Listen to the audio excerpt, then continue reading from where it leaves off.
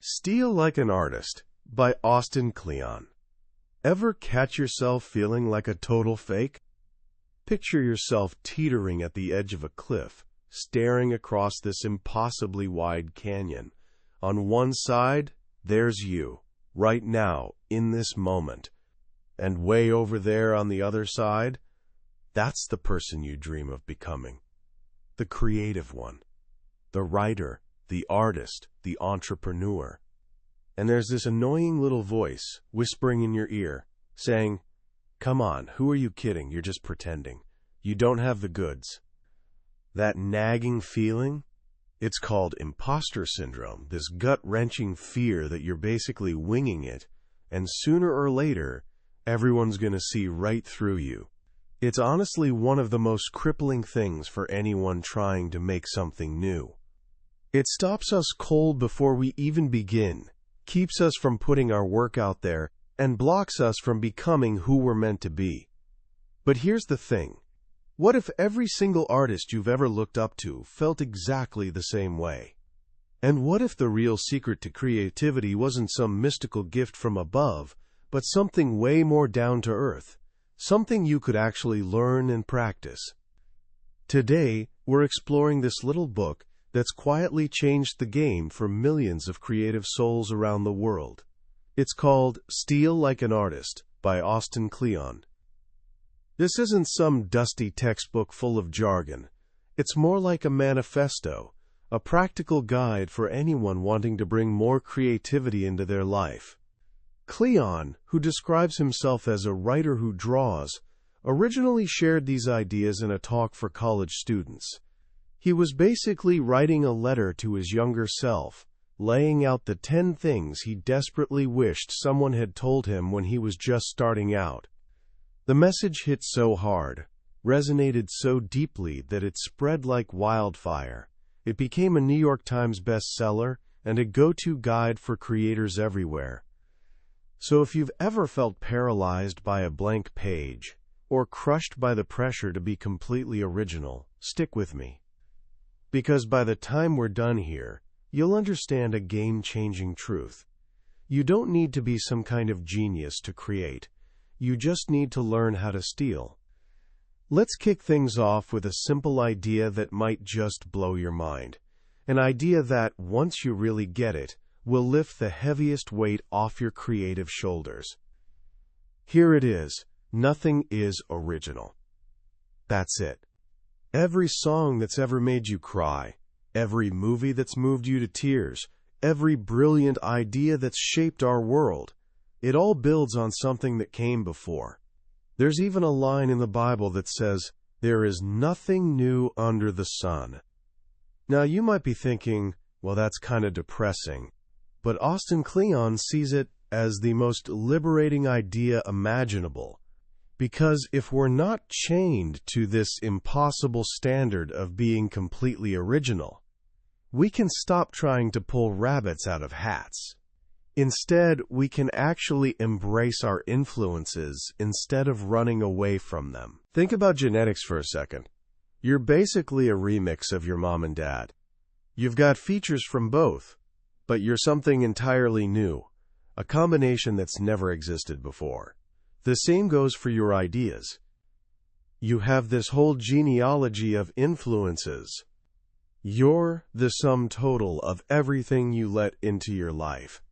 The books you devour, the music that moves you, the conversations that stick with you, the art that takes your breath away. The German writer Goethe put it perfectly. We are shaped and fashioned by what we love. So your first job as an artist isn't actually to create, it's to collect. But here's the catch. There's a huge difference between a collector and a hoarder. A hoarder just grabs everything in sight. An artist is selective. They only gather the things that genuinely speak to their soul, the stuff they truly love. Your mission is to become an expert collector of great ideas. Surround yourself with the best stuff you can find. Because the quality of what you make will only ever be as good as what surrounds you. As Kleon's mom used to say, garbage in, garbage out. This is where the whole stealing concept comes in. And no, we're not talking about plagiarism. Plagiarism is trying to pass off someone else's work as your own. Stealing like an artist is more like reverse engineering. It's like a mechanic taking apart an engine just to see how it works. You study the work you love. You take it apart. You figure out what makes it tick. And you don't just steal the surface style, you steal the thinking behind it. You don't want to look like your heroes. You want to see the world the way they do. So how do you actually do this? Kleon suggests this beautiful approach. Climb your own family tree of ideas. Start with one creator you absolutely love, a writer, a musician, an activist, whoever. Study everything about them. Then find 3 people they loved, and study everything about them. Keep going, climbing up the tree as far as you can. As you trace this lineage, you'll start to see yourself as part of something bigger, a long tradition. You'll feel less alone, and you'll realize that even your heroes had heroes. They stole too. Pablo Picasso famously said, "Art is theft." T.S. Eliot wrote that mature poets steal, while immature poets just imitate. Good poets, he said, take what they steal and transform it into something new, something that feels completely different from where it came. This brings us to a crucial step in the journey. You have to start by copying. Nobody's born with a unique voice. We all learn by pretending to be our heroes. We learn to write by copying the alphabet. Musicians practice scales endlessly. Painters reproduce masterpieces. Even the Beatles, one of the most original bands in history, started out as a cover band. They copied their heroes, Buddy Holly, Little Richard, Elvis, and through that process, they learned the craft of songwriting. But here's where the magic happens. We humans have this wonderful, beautiful flaw. We're actually incapable of making a perfect copy. When you try to copy your hero, you're going to fall short. And it's in that failure, in that gap between their work and your attempt, that you'll find yourself. That's where your own voice lives. That's how you evolve. The comedian Conan O'Brien talked about this brilliantly. He said he tried to be David Letterman but failed and ended up being Conan O'Brien. David Letterman tried to be Johnny Carson and ended up being David Letterman. Johnny Carson tried to be Jack Benny and ended up being Johnny Carson. As Conan put it, it is our failure to become our perceived ideal that ultimately defines us and makes us unique. So the journey starts by accepting that nothing is original. Then you become a collector of ideas you love. You study your heroes. You copy them. And in your failure to copy them perfectly, you discover your own voice. But this brings up that old familiar fear, the feeling that you don't really know who you are yet. How can you start making things if you haven't figured yourself out? Kleon's advice is beautifully simple. Don't wait until you know who you are to get started. He says if he'd waited to figure himself out before starting his creative work, he'd still be sitting around trying to solve the puzzle of himself instead of actually making things. It's through the act of making, through the process of doing the work, that we discover who we really are. You're ready right now. You just need to start making stuff. This is where you learn to fake it till you make it. This phrase works in 2 ways. First, pretend to be something you're not until you actually become it. Dress for the job you want, not the one you have. Act like the artist you want to be. The musician Patti Smith, in her gorgeous memoir Just Kids, tells the story of how she and her friend Robert Mapplethorpe moved to New York to become artists. How'd they do it? They pretended. They dressed the part, hung out in the right places, and carried themselves like they already belonged. They started as phonies, and became the real deal. The second way to read Fake It Till You Make It is this: pretend to be making something until you're actually making something. Think of your creative work as theater. Your desk or studio is the stage. Your clothes, whether that's paint-splattered jeans or a sharp suit, are your costume. Your tools are the props. And the script is just time, an hour here, an hour there, blocked out for the work. You don't have to feel inspired. You just have to show up and go through the motions. Strum the guitar. Mess with the clay. Move words around on the page. The motion itself kickstarts your brain into thinking. You don't find your voice and then do the work. You do the work, and through doing it you find your voice. So what kind of work should you actually do? What should you write, paint, or build? The old advice is, write what you know. Kleon says this often leads to boring stories where nothing really happens. Much better advice: write what you like, make the art you want to see, play the music you want to hear, write the books you want to read. Think about your favorite artist for a second. What did they miss? What didn't they make that you wish they had? If all your heroes got together to collaborate on a project, and you were leading the team, what would you create? Go make that. This approach transforms your consumption into production. It channels your love for something into a creative act. This is what being a true fan is all about, and honestly, all fiction is kind of fan fiction. You're taking the worlds you love and adding your own branch to the tree. Now let's talk about the actual process, the physical act of creation. In our digital world, it's easy to think all ideas come from our laptops, but Kleon argues we need to step away from the screen. He quotes the cartoonist Linda Barry, "In the digital age, don't forget to use your digits. Your hands are the original digital devices." The computer is incredible for editing and publishing your work, but it's not always the best place for generating ideas. It encourages perfectionism. That delete key is always there, tempting you to edit ideas before you've even had them. Art that only comes from your head isn't any good. You have to bring your body into your work. This is why Kleon has 2 desks in his office. One is the analog desk. No electronics allowed. Just paper, pens, markers, index cards. This is where ideas are born, where he can make a glorious mess, cut things up, tape them back together. The other desk is digital. That's where his laptop and scanner live. This is where he edits, refines, and publishes.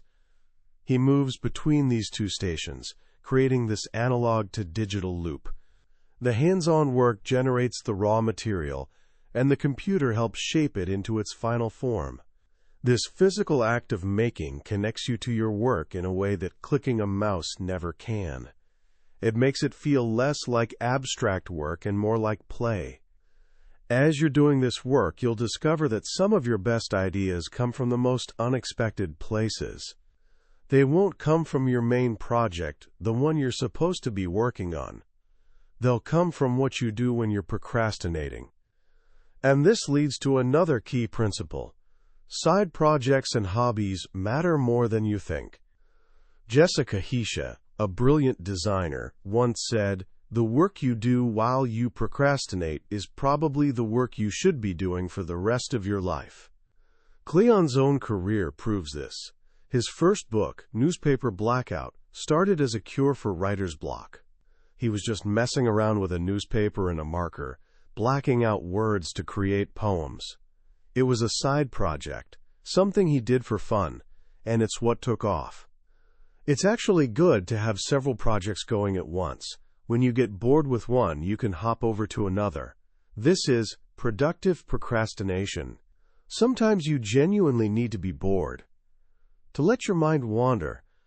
Kleon says he gets his best ideas while doing boring tasks, like ironing his shirts. In those moments of quiet, your brain makes connections it can't make when it's busy and overstimulated. And it's vital to have a hobby that's just for you, something you don't try to monetize or get famous from. A hobby is something that gives without taking. For Kleon, it's playing music with his friends. It recharges him and, surprisingly, makes his writing better by firing new connections in his brain. Don't worry if your passions seem totally disconnected. Don't feel like you have to choose between being a musician and a coder, or a painter and a parent. Keep all your loves in your life. As Steve Jobs said, you can't connect the dots looking forward, you can only connect them looking backward. One day, you'll look back and see how all your different interests fed into each other and made you the unique person you are. What unifies all your work is the simple fact that you made it. So you're making things, you're playing, you're exploring your hobbies. Now what? This is where so many of us get stuck.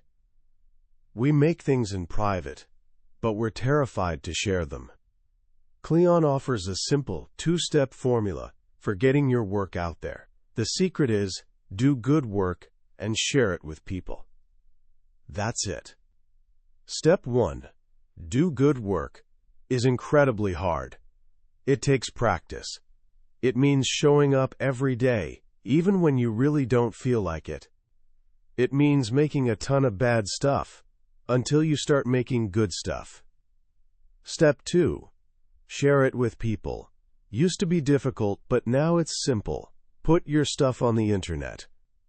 For a young person just starting out, being unknown, being obscure, is actually a gift. When nobody knows who you are, there's zero pressure. You can experiment. You can play. You can fail without an audience watching. Enjoy your obscurity while it lasts. Use it to get better. When you're ready to share, don't feel like you have to reveal everything. You don't have to wait until a project is perfect and finished. Share your process. Share a sketch, a snippet of a song, a link to an article you found interesting. Share your dots without connecting them for people. When you share what you're genuinely passionate about, you attract people who are passionate about the same things. The internet lets you build your own world, to find your tribe, regardless of where you live. Geography isn't destiny anymore. You can live in a tiny town in the middle of nowhere and be connected to the most exciting minds in your field. And as you connect with this world, remember a simple rule: be nice. The world is basically a small town. If you talk about people online, they will find out. The best way to make friends is to say nice things about people and their work. The best way to deal with enemies? Ignore them. Don't waste your energy picking fights on the internet. Channel that energy into making something. Complain about the world by actually making it better.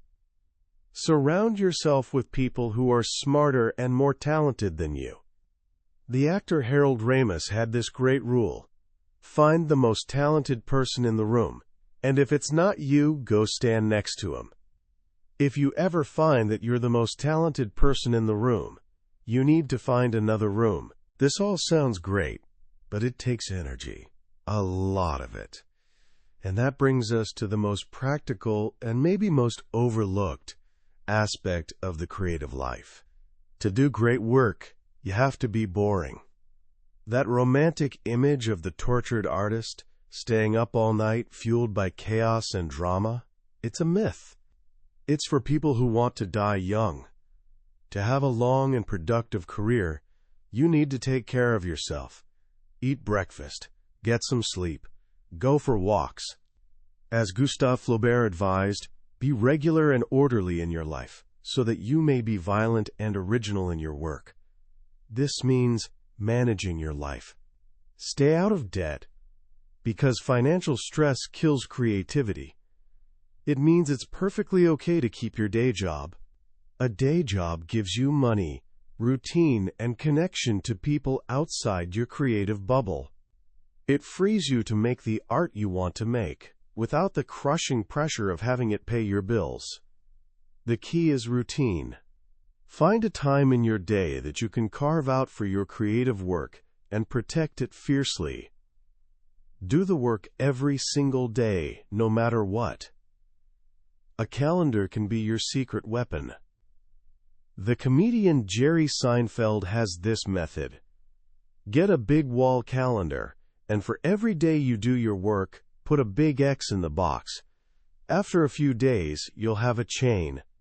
Your only job? Don't break the chain. This is how a body of work gets built, through the slow accumulation of small, consistent efforts over time. Finally, as we're bombarded with information, with endless options and possibilities, the modern creator must learn one final crucial skill, the skill of subtraction. In an age of abundance, creativity is subtraction. It's about choosing what to leave out. The idea that you can do anything is actually terrifying. The way to overcome creative block is to place constraints on yourself. Limitations mean freedom. Write a song on your lunch break. Paint a picture with only one color. Start a business with no money. Dr. Seuss wrote The Cat in the Hat using only 236 different words. His editor then bet him he couldn't write a book with only 50 words. Dr. Seuss came back with Green Eggs and Ham, one of the most beloved children's books ever written. It's the struggle against our limitations that makes art interesting. It's what we choose to leave out that gives the work its power. You don't need more resources. You just need to embrace the limitations you have right now and get to work. When you really boil it down, the message of Steal Like an Artist is pure liberation. It's permission to play. It's a key that unlocks the door to the creative life, a door that so many of us think is reserved for some special chosen few. What makes this book so powerful, especially right now, is that it systematically tears down the myths that hold us back. The myth of the lone genius, the myth of divine inspiration, and the biggest myth of all, the myth of originality. In a world drowning in content, where it feels like everything's already been done, Kleon's message is a breath of fresh air. He tells us our job isn't to create out of thin air, but to curate, to remix, and to build upon the work that came before us. Our job is to find our place in this long, rich lineage of creators. The most practical and maybe most important lesson from the book is this. Creativity isn't some random event. It's a habit. It's a way of living. It's not about waiting for inspiration to strike. It's about setting up a system, an analog desk for ideas, a digital desk for finishing, a daily routine, and the discipline to not break the chain. It's about being boring in your life so you can be wild in your work. This is honestly radical in a culture that glorifies the chaotic, tortured artist. But it's the truth. Sustainable creativity comes from structure, not from chaos. So how can you start living these ideas today? Here are a few simple actions you can take right now. First, start your swipe file. This could be a physical notebook, a folder on your computer, or a Pinterest board. Whenever you see something that resonates with you, a quote, an image, a color scheme, a piece of code, save it. Don't overthink it. Just collect the things you love. This will become your personal treasure chest of inspiration. Second, pick one of your heroes and climb their family tree. Don't just consume their work. Investigate it. Who did they learn from? Who did they steal from? Watch their interviews. Read their biographies. This won't just give you a deeper appreciation for their work. It'll also show you that they too stood on the shoulders of giants. Third, share one small piece of your process, not the finished product, just a glimpse behind the curtain, a photo of your workspace, a line from a poem you're working on, a screenshot of a project. Post it online. You don't need to add much commentary. Just put it out there. This simple act starts to break the fear of sharing. and begins the process of connecting you with your tribe. In the end, this book is a reminder that you already have everything you need to begin. You have your taste, your curiosity, and your unique combination of influences. You are, right now, a mashup of everything you love, and that is more than enough. That was our journey through Steal Like an Artist by Austin Kleon. We've explored the big ideas today, but let me be clear. A summary is like looking at a map of a beautiful country. It can show you the layout, the major cities, the rivers, but it can't give you the feeling of the sun on your skin or the taste of the local food. The real magic happens when you experience it for yourself. This book is short, full of illustrations, and feels more like a conversation than a lecture. If anything we talked about today sparked something in you, I really encourage you to grab a copy. Reading it isn't just about learning. It's about giving yourself permission to create. The link to the book is in the description below. And if you found this summary valuable, and you want to keep exploring ideas from the world's most influential books, please take a moment to hit that like button and subscribe to the channel. It lets me know this work is helpful to you and makes sure you won't miss our next journey into another life-changing book. Let's keep learning and growing together.